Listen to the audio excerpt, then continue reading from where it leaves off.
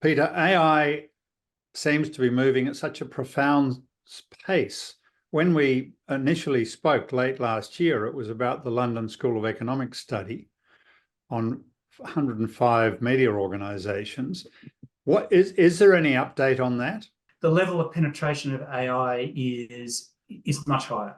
It's actually widespread across journalism. Now, the sort of next set of statistics that you line up against that high level of penetration is actually the low level of development of AI governance programs. And the LSE study found that really only about a third of news organisations have an AI governance policy, and over half of newsroom directors said that they were actually not well prepared for the widespread use of AI in their newsrooms.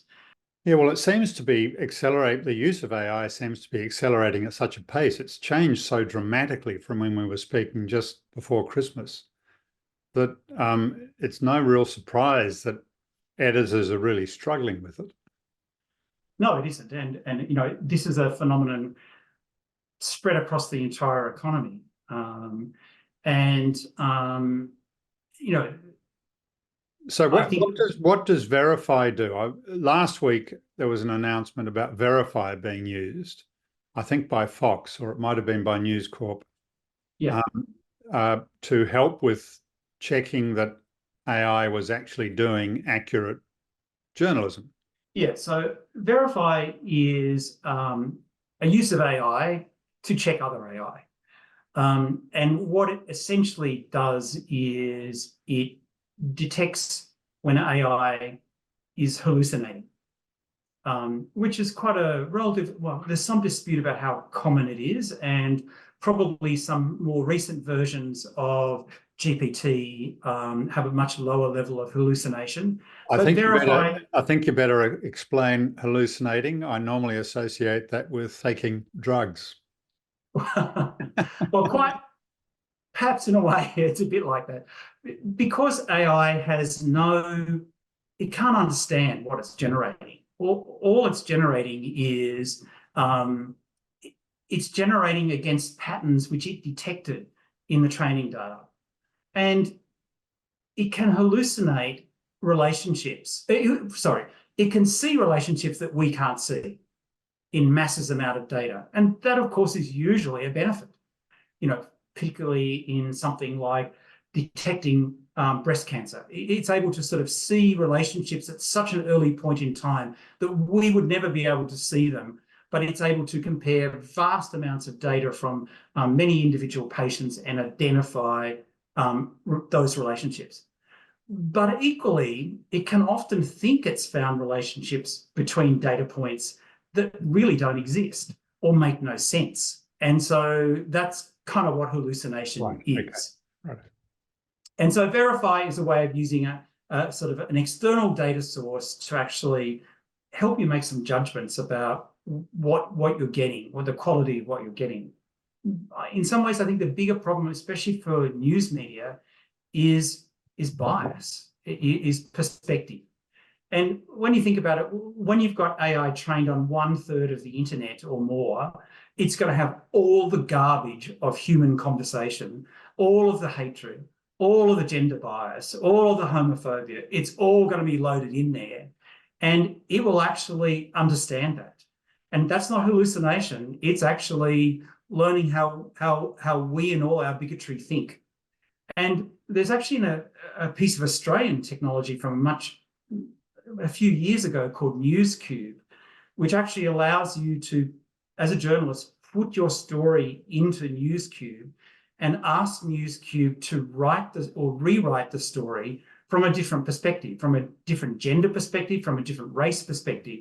And then you're able to sort of see whether you've got some bias or the AI that helped you wrote it had some bias. Well, Peter, the latest update on all this is the New York Times court case. Explain that one. It's one of a number of court cases that have been brought by the owners of copyright, who are arguing that the vast lakes of data which the AI ingests to be trained on includes their copyrighted works, and that the process of training is itself copying. On the other hand, the developers say, no, this is just fair use. It's sort of like a student going to the library and reading books and gaining knowledge. And all they're doing, the AI is doing in the training, is creating mathematical formulas to work out what's the next most probable word in response to a prompt. So that's the debate. But what was really interesting about the New York Times suit is that when the AI was given the journalist's name and the sort of first or second sentence of the article, it could actually reproduce more or less the entire article. And because it's trained in mathematical formulas and it doesn't store the original training data, it's something of a mystery as to how AI can actually reproduce the entire work that it was trained on in the original.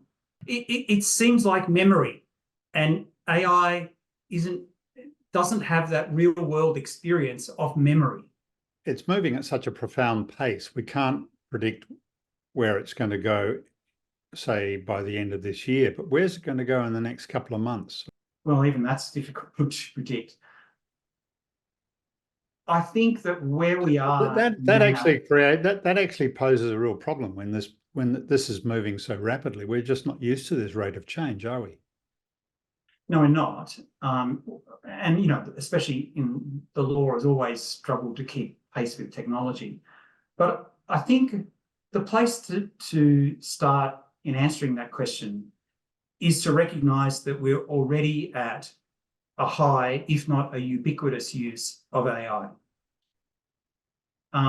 And what we need to focus on is the guardrails. It's already being used in quite terrible ways for misinformation. Wait till you see the level of misinformation in the forthcoming US presidential campaign using AI tools. Basically, the guy sitting in the garage will be able to do a level of misinformation that only state actors could have done previously.